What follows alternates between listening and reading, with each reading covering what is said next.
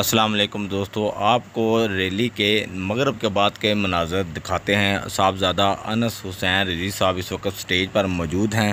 इसके अलावा शूरा के अरकान काजी महमूद अवान साहब और इसके अलावा असीम इशफाक रिजवी साहब और पीर सैयद अहमद शाह बुखारी साहब,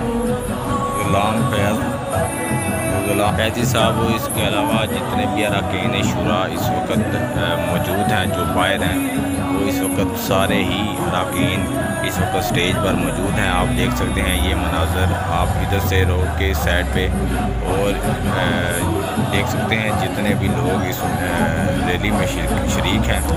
यहाँ पे आपको एक और बात बताता चलूँ कि आप इस रैली में गौर करें, गौर से देखें। इस रैली में ज़्यादातर जो लोग हैं वो इंडिया से तशरीफ़ लाए हैं। हम उन्हें वेलकम करते हैं कि वो इंडिया से तशरीफ़ लाए।